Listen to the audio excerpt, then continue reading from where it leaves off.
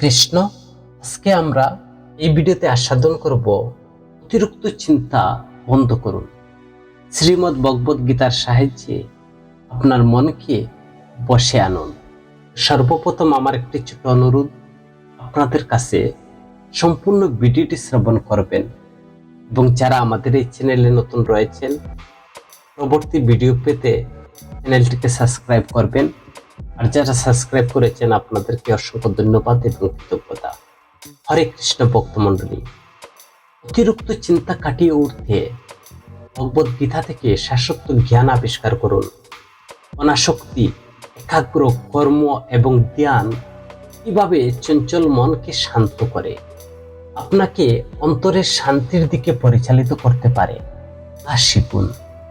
আমাদের এই সদা পরিবর্তনশীল বিশ্বে অনেকেরই অতিরিক্ত চিন্তা ভাবনায় ভোগেন। 2013 সালে প্রকাশিত একটি নতুন গবেষণায় দেখা গেছে যে যারা একই চিন্তায় মগ্ন থাকেন তারা মানসিক স্বাস্থ্য সমস্যায় ভুগতে পারেন। অতিরিক্ত চিন্তা থেকে আত্মসন্দেহের জন্ম হয় এবং তার ফলস্বরূপ আসে নিষ্ক্রিয়তা। যারা রাতে অতিরিক্ত চিন্তা করা থামাতে পারে না বা নেতিবাচক চিন্তার দ্বারা থেকে মুক্ত হতে পারে না, ভগবদ গীতা তাদের জন্য অপ্রত্যাশিত উত্তর নিয়ে আসে।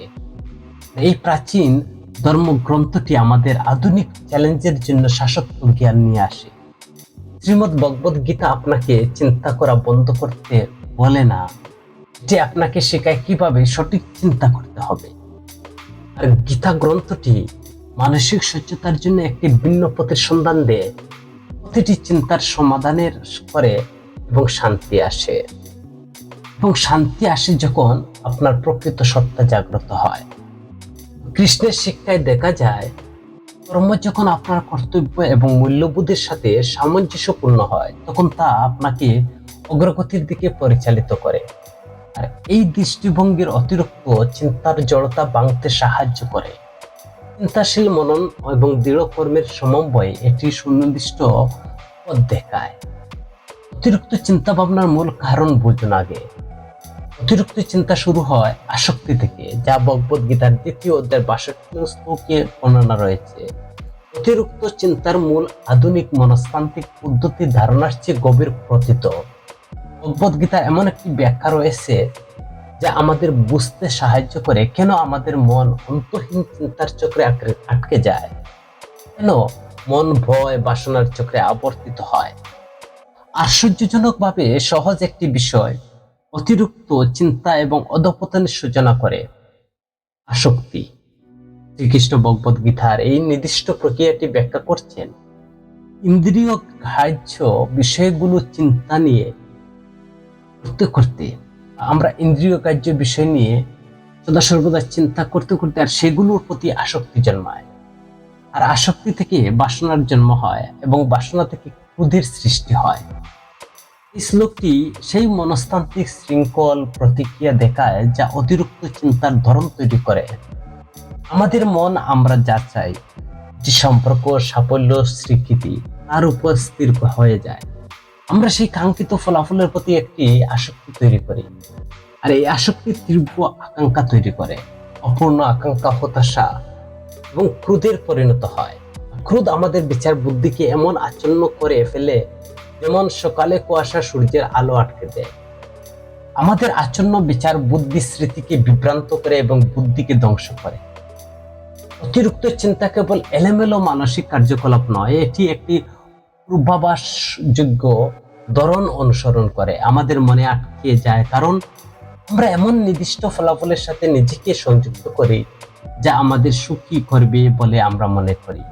আর এই আসক্তি আমরা যা চাই তা পাওয়া, যা আছে তা ধরে রাখা, আর যা হারিয়েছি তা পুনরুদ্ধার করা নিয়ে আমরা উদ্বেগ তৈরি করি। আর গীতা আমাদেরকে ব্যাখ্যা করে যে কিভাবে ওই চিন্তার ধরনগুলো আমাদের শরীরে রসায়ন পরিবর্তন করে। আমাদের জীবন ব্যর্থ হয়েছে বা ভবিষ্যতের জন্য কোনো আশা নেই, এই মতো নেতিবাচক চিন্তা আমাদের মস্তিষ্কের রসায়ন পরিবর্তন করে এবং আমাদের আরো গভীর হতাশায় ঢেলে দেয়। এটি আধুনিক যুগের সেই অভিজ্ঞতার সাথে মিলে যায় যেখানে চিন্তাগুলো অবিরাম ঘুরতে থাকে। গভীর অর্জুনের দ্বিধা আধুনিক উদ্বেগের প্রতিচ্ছবি। অতিরিক্ত চিন্তা মানুষকে পঙ্গু করে দেয়। এমনকি পরাক্রমশালী অর্জুন স্তব্ধ হয়ে গিয়েছিলেন। কুরুক্ষেত্রের যুদ্ধক্ষেত্রে অতিরিক্ত চিন্তাশীল মনের এক নিখুঁত উদাহরণ হলো অর্জুন। আর এই পরাক্রমশালী যোদ্ধা সন্দেহে পঙ্গু হয়ে যান এবং যুদ্ধ করতে তিনি অস্বীকার করেন। এটি এমন একটি ধ্রুপদী উদাহরণ যেখানে অতিরিক্ত চিন্তা মানুষকে সম্পূর্ণরূপে সিদ্ধান্তহীনতায় ভোগায়। আজকের মনোবিজ্ঞানীরা অর্জুনের এই অভিজ্ঞতাকে অভিগমন পরিহার দ্বন্দ্ব বলে থাকেন। তিনি জানেন যে তার যুদ্ধ করা উচিত অভিগমন, আর তিনি তার পরিবারের সদস্যের ক্ষতি করতে চান না, এটা পরিহার।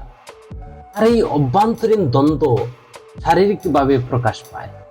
আমার শরীর কাঁপছে, আমার মুখ শুকিয়ে যাচ্ছে, আমার মন বিভ্রান্ত হয়ে পড়ছে। এই লক্ষণগুলো আধুনিক উদ্বেগজনিত আক্রমণে সময় যা ঘটে আর সাথে কিন্তু মিলে যায় বর্তমানের সাথে। অতিরিক্ত চিন্তা করেন এমন অনেকে মানসিক কষ্টের এই শারীরিক লক্ষণগুলো চিনতে পারেন। অর্জুন বিভিন্ন পরিস্থিতির মধ্যে ঘুরপাক খেতে থাকেন এবং সম্ভাব্য সবচেয়ে খারাপ পরিণতির কথা কল্পনা করতে থাকেন যতক্ষণ না তিনি কোনো পদক্ষেপ নিতে পারেন। অর্জুনের পরিস্থিতির সকলের জন্য প্রাসঙ্গিক, কারণ আর এই অতিরিক্ত চিন্তার উৎস হলো একমাত্র আসক্তি থেকে। যদি তিনি যুদ্ধের জন্য প্রস্তুত একজন দক্ষ যোদ্ধা, ফলাফল এবং পরিবার সদস্যের প্রতি তার আসক্তি একটি মানসিক ফাঁদ তৈরি করে। আজকের দিনে অতিরিক্ত চিন্তাশীলদের মতো তিনি যদিও এমন হয় এই ধরনের পরিস্থিতি আটকে যান যা তাকে রক্ষা করার পরিবর্তে পঙ্গু করে দেয়। শ্রীমদ্ ভগবদ গীতা আমাদেরকে শিক্ষা দেয় যে আসক্তি কেবল একটি মনস্তান্ত্রিক সমস্যা নয়, এটি একটি আধুনিক আমাদের যে জীবনের ক্ষেত্রে সেটা আমাদের ঘটে, আর এটি একটি আধ্যাত্মিক বিষয়। অর্জুনের এই সংগ্রাম সেই সমস্যার প্রতিনিধিত্ব করে যা সমস্ত মানুষ এর সম্মুখীন হন, যা আমাদের করা উচিত বলে আমরা জানি এবং যা আমাদের বিতু মন আমাদের এড়িয়ে চলতে বলে। এই দুইয়ের মধ্যকার লড়াই, এখানে আধুনিক পদ্ধতিগুলো প্রায়ই কেবল উৎসর্গের চিকিৎসা করে, যেখানে গীতা অতিরিক্ত চিন্তার উৎসকে মোকাবিলা করে। এর মূল কারণ সম্পর্কে জানা আমাদের মনকে নিয়ন্ত্রণ করতে দক্ষ হতে সাহায্য করে। মনকে আমাদের নিয়ন্ত্রণ করতে দেওয়ার পরিবর্তে কৃষ্ণ অর্জুনকে মানসিক পঙ্গুত্ব থেকে মুক্ত করার জন্য ঠিক এটাই শিক্ষা দিতে শুরু করেন। ফলাফল থেকে অনাসক্ত হন, কর্মে মনোনিবেশ করুন, তোমার কর্তব্য পালন করো, ফলাফলের চিন্তা ছেড়ে দাও। ভগবদ গীতার জ্ঞান, তোমার কর্মে মন দাও কিন্তু তার পুরস্কারে নয়। ভগবান শ্রীকৃষ্ণ আমাদের হিন্দু দর্শনের এক দিব্য ব্যক্তিত্ব, ভগবদ গীতার প্রবক্তা। অতিরিক্ত চিন্তার এক শক্তিশালী প্রতিকার হলো কর্ম। ভগবদ গীতা এই আধুনিক সমস্যার এক যুগান্তরকারী সমাধান উপস্থাপন করে। কর্মযোগের মাধ্যমে যা হলো নিঃস্বার্থ কর্মের পথ এবং যা মনকে ফলাফল সংক্রান্ত উদ্বেগ থেকে মুক্ত করে। কর্মযোগ বিষয়ে গীতার শিক্ষা। কর্মযোগ আমাদের দৈনন্দিন জীবনের কার্যকলাপের প্রতি দৃষ্টিভঙ্গি এক মৌলিক পরিবর্তন নিয়ে আসে। শ্রীকৃষ্ণ দ্বিতীয় অধ্যায় 47 নং শ্লোকে সবচেয়ে শক্তিশালী শিক্ষাগুলোর একটি প্রদান করেন। তোমার নিজ নিজ কর্তব্য পালন করার অধিকার আছে, কিন্তু তোমার কর্মফলের অধিকারী নও। কখনো নিজেকে তোমার কর্মফলের কারণ বলে মনে করো না, কিংবা নিষ্ক্রিয়তার প্রতি আসক্ত হইও না। এই শ্লোকটি অতিরিক্ত চিন্তার মোকাবিলার জন্য 4টি মূল নির্দেশ তুলে ধরেছেন। ফলাফলের প্রতি স্থির দৃষ্টি না রেখে নিজের কর্তব্য পালন করুন। বুঝুন যে ফলাফল শুধু আপনার উপভোগের জন্য নয়, কর্তা হওয়া অহংকার ত্যাগ করুন। নিষ্ক্রিয়তা পিছু হটবেন না। কর্মকে উৎসাহিত করে। কৃষ্ণ জোর দিয়ে বলেছেন যে কেবল কাজ থেকে বিরত থাকলে কর্মফল থেকে মুক্তি পাওয়া যায় না। চিন্তা করার সময় আমাদের মন সক্রিয় থাকে। গীতায় বলা হয়েছে যে কেউ এক মুহূর্তের জন্য কর্মহীন থাকতে পারে না। কর্মযোগ অনুপ্রেরণার একটি অনন্য দৃষ্টিভঙ্গি গ্রহণ করে। মানুষ নির্দিষ্ট ফলাফলের প্রতি আসক্তি না হয়ে একটি মহৎ উদ্দেশ্য একটি নিবেদন হিসেবে কর্তব্য পালন করে। আর এই মানসিকতা কর্মের গুণমানকে সম্পূর্ণরূপে পরিবর্তন করে। কিভাবে অতিরিক্ত চিন্তা, ফলাফল নিয়ে দুশ্চিন্তা বন্ধ করবেন? ফলাফলের চিন্তা ছেড়ে দিন, বর্তমানে কাজের উপর পুরোপুরি মনোযোগ দিন। যারা অতিরিক্ত চিন্তা করেন তারা ফলাফলের প্রতি আসক্তিতে আটকে থাকেন। তারা অবিরাম বিভিন্ন পরিস্থিতির বিশ্লেষণ করেন, ব্যর্থতাকে ভয় পান, সবচেয়ে খারাপ পরিস্থিতি কল্পনা করেন এবং এই অবস্থা থেকে মুক্ত হওয়ার বাস্তবসম্মত উপায় দেখায়। আপনার মনোযোগ ফলাফল থেকে প্রক্রিয়ার দিকে সরানো উচিত। যখন আপনি ফলাফলের উপর স্থির থাকেন তখন উদ্বেগ দেখায়।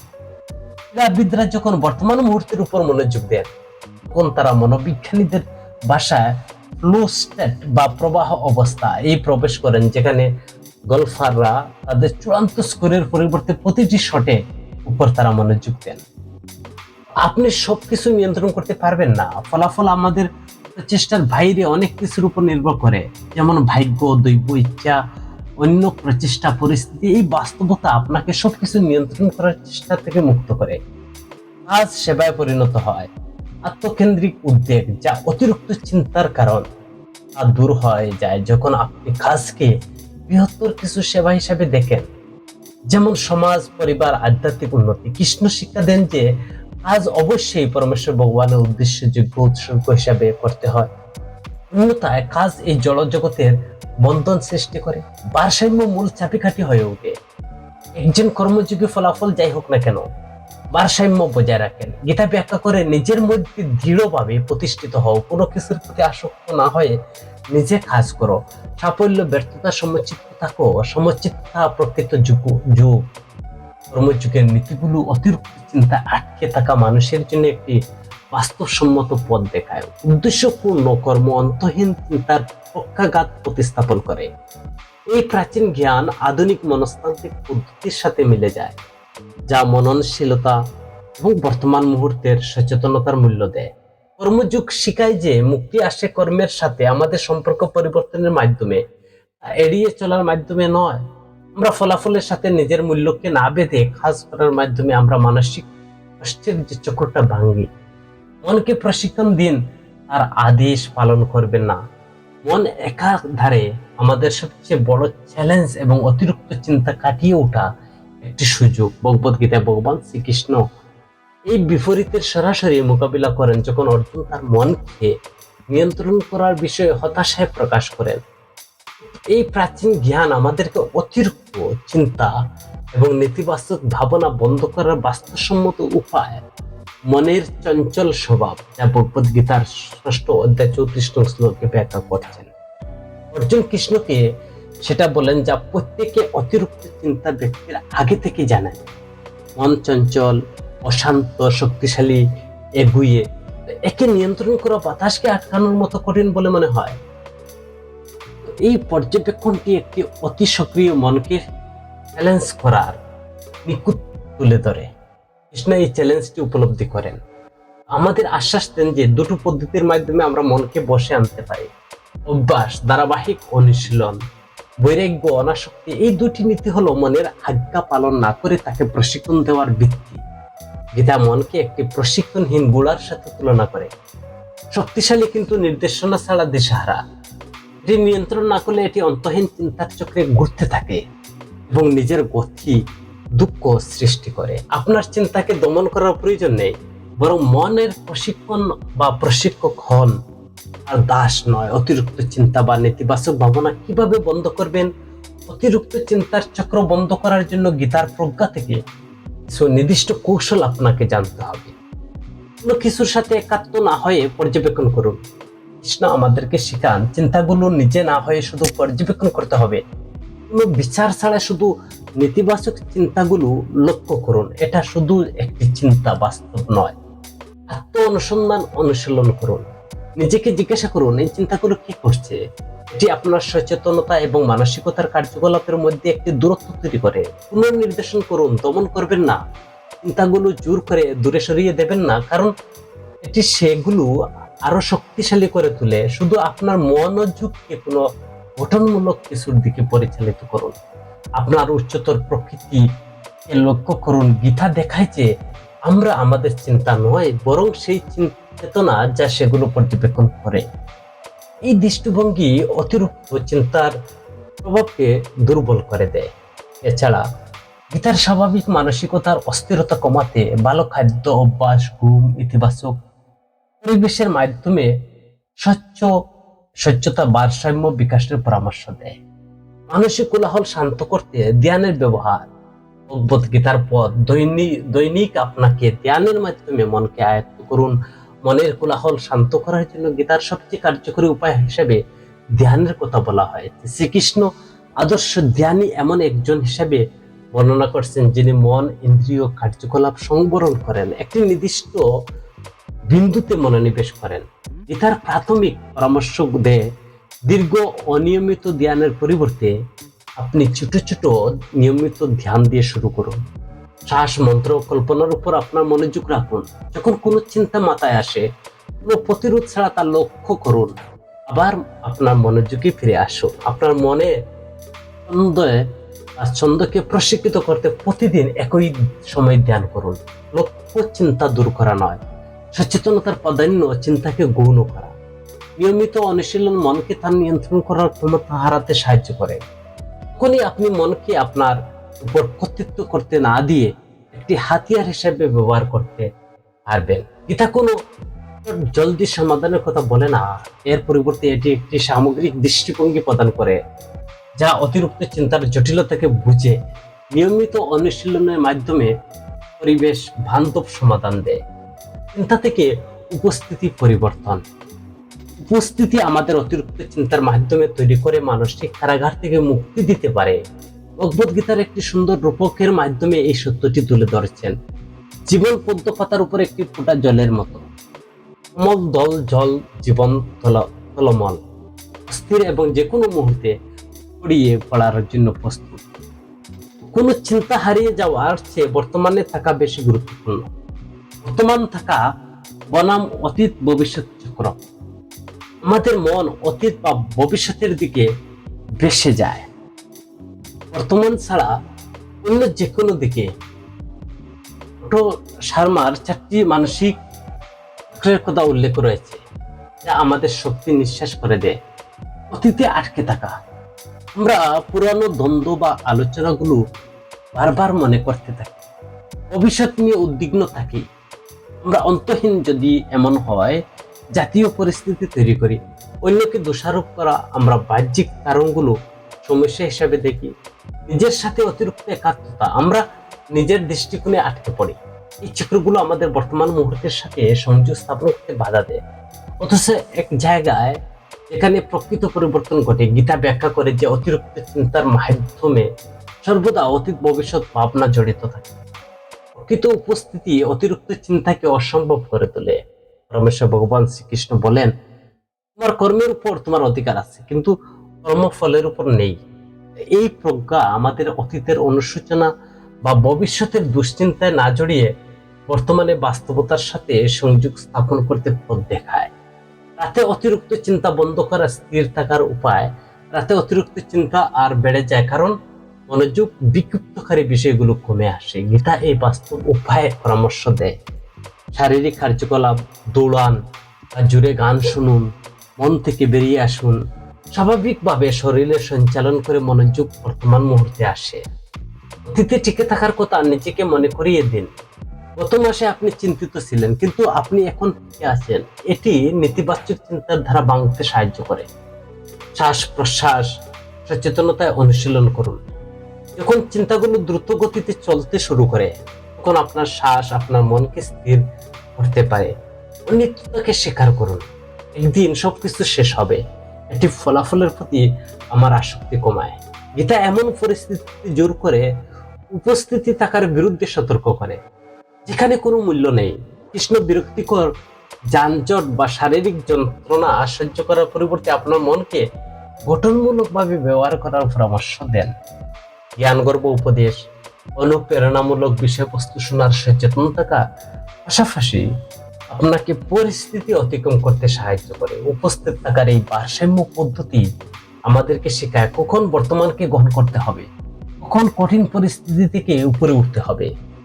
এটি অতিরিক্ত চিন্তার একটি সম্পূর্ণ সমাধান দেয় যা আমাদের জটিল মানবিক অভিজ্ঞতার সাথে খাপ খায়। আত্মসমর্পণ করুন, প্রক্রিয়াটির উপর বিশ্বাস রাখুন। আত্মসমর্পণ অতিরিক্ত চিন্তাশীলের মনের জন্য সর্বোত্তম প্রতিকার প্রদান করে। এটি ছেড়ে দেওয়া একটি সহজ অথচ আপাতত বিরোধী পদ্ধতির মাধ্যমে মুক্তি দেয়। মানসিক অস্থিরতা সামলান। স্থায়ী শান্তি খুঁজে পাওয়ার দক্ষতা অর্জনের জন্য আমাদের যে চূড়ান্ত পথের প্রয়োজন, ভগবদ গীতা সেই পথটি স্পষ্ট করে সাহায্য করে। ছেড়ে দেওয়া মানে হাল ছেড়ে দেওয়া নয়। অনেকে একটি ভুল ধারণা আছে, আত্মসমর্পণ মানে পরাজয়। না, প্রকৃত আত্মসমর্পণ হলো হাল ছেড়ে দেওয়া থেকে ভিন্ন। গীতা একটি সুন্দর ব্যাখ্যা রয়েছে। আত্মসমর্পণের অর্থ ওই নয় যে আপনি কাজ করা বন্ধ করে দেবেন। এর অর্থ হলো আপনি ভয় থেকে কাজ করা বন্ধ করে দেবেন, এবং ছেড়ে দেওয়া আপনাকে দুর্বল করার থেকে দূরের কথা, আপনাকে শক্তিশালী করবে। আত্মসমর্পণের মধ্যে যা আপনাকে অন্তর্ভুক্ত করবে আপনার ইচ্ছাগুলোকে দৈব ইচ্ছার সঙ্গে মিলিয়ে নেওয়া। এমন বাতাসের কাছে আত্মসমর্পণকারী একটি শুকনো পাতা। ফলাফল যাই হোক না কেন, কোনো অভিযোগ ছাড়াই তা মেনে নেওয়া। উচ্চতর সুরক্ষার প্রতি অবিচল নিষ্ঠা, ভগবানের প্রতি গভীর কৃতজ্ঞতা, এই উপলব্ধিগুলো যে কোনো কিছু প্রকৃতপক্ষে আমাদের নয়, আপনার আধ্যাত্মিক অগ্রগতি সম্পর্কে বিনয়ী থাকা।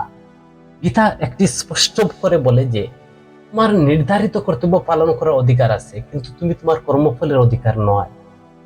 এই শিক্ষা আমাদেরকে ফলাফল নিয়ন্ত্রণের প্রয়োজন দূর করে, অতিরিক্ত চিন্তার প্রবণতাকে উস্কে দেওয়ার প্রধান চালিকা শক্তি। আপনার নিয়ন্ত্রণের বাইরে থাকা কোনো ব্যক্তি বা বস্তু নিয়ে অতিরিক্ত চিন্তা করা কিভাবে বন্ধ করবেন? আপনার নিয়ন্ত্রণের বাইরে বিষয়গুলো নিয়ে অতিরিক্ত চিন্তা করা বন্ধ করতে হবে। আপনার নিয়ন্ত্রণের সীমা জানুন। কৃষ্ণ আমাদেরকে শেখান যে ফলাফলের ব্যক্তিগত প্রচেষ্টার বাইরে অনেক কিছুর উপর নির্ভর করে, যার মধ্যে রয়েছে দৈব ইচ্ছা, অন্যদের প্রচেষ্টা, পরিস্থিতি। আপনার মনোযোগ প্রক্রিয়ার দিকে নিয়ে যান। যখন চিন্তা কোনো অনিয়ন্ত্রিত যুগ পরিস্থিতির আটকে যায়, তখন আপনার মনোযোগ সেই দিকে ফিরিয়ে আনুন যা আপনি নিয়ন্ত্রণ করতে পারেন। আপনার নিজের কাজ, প্রক্রিয়া। মনে রাখবেন যে কিছু স্থায়ী নয়, সব কিছু শেষ আছে। এই কথাটি আমাদের শেখায় যে আমাদের সমস্যার কোনো কিছু চিরকাল থাকবে না। দ্রৌপদীর গল্প শেষ করে প্রকৃত আত্মসমর্পণের উদাহরণ। তিনি তার সমস্ত শক্তি দিয়ে কাজ করেছিলেন, কিন্তু শেষ পর্যন্ত সম্পূর্ণ আত্মসমর্পণের কৃষ্ণের দিকে দুহাত তুলেছে। এটি দেখায় যে আমাদের অধ্যবসায়ের সাথে কাজ করা উচিত, কিন্তু দিব্য সমর্থনের উপর বিশ্বাস রাখা উচিত। আমাদের মন আমাদের কষ্ট দেয়, কারণ আমরা পরিস্থিতিকে মেনে নেওয়ার পরিবর্তে প্রতিরোধ করি।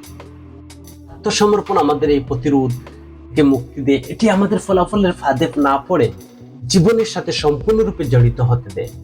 আর এই মৌলিক পরিবর্তনের মাধ্যমে উপলব্ধি করি যে বিশ্বাস আমাদের এমন কিছু দেয় যা নিয়ন্ত্রণ দিতে পারে না। জীবনের অনিশ্চয়তার মাঝেও প্রকৃত শান্তি হঠাৎ করে কোনো মানসিকতার যন্ত্রণা নয়, বরং ফলাফলের প্রতি আসক্তি অতিরিক্ত চিন্তার কারণ।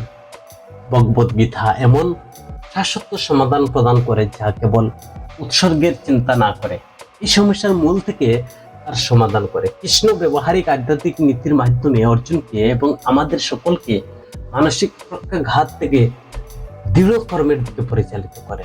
মানসিক স্বাধীনতার জন্য চিন্তা সম্পূর্ণরূপে নির্মূল করার প্রয়োজন নেই। আমাদের প্রয়োজন চিন্তার সাথে আমাদের সম্পর্ক পরিবর্তন করা। কর্মযোগ আমাদের ফলাফলের প্রতি আসক্তি ছাড়া কর্মের উপর মনোযোগ দিতে শেখায়। নিয়মিত ধ্যান আমাদের মনের দাস না হয়ে তার প্রশিক্ষক হতে হবে।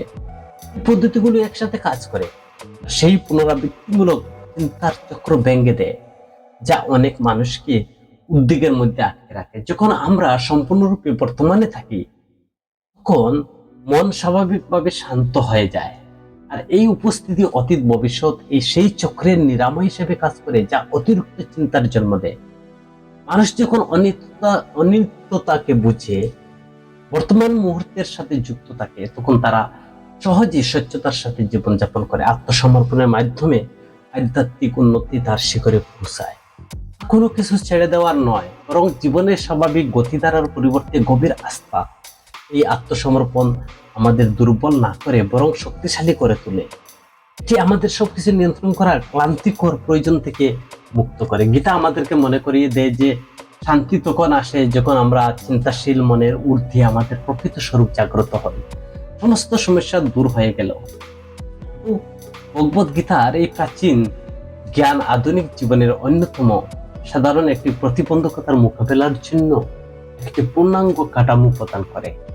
অনাসক্তি, নিয়মানুবর্তিতা, অনুশীলন, বর্তমান মুহূর্তের সচেতনতা, আত্মসমর্পণের মাধ্যমে যে কেউ মানসিক অস্থিরতা থেকে স্থায়ী শান্তির পথে যাত্রা শুরু করতে পারেন। আজকের এই উদ্বেগপূর্ণ বিশ্বের এই পথটি অত্যন্ত মূল্যবান এবং প্রমাণিত। হরে কৃষ্ণ ভক্তমণ্ডলী, ভিডিওটি ভালো লাগে আপনার পরিচিত বন্ধু বান্ধবের কাছে ভিডিওটি শেয়ার করবেন। হরে কৃষ্ণ।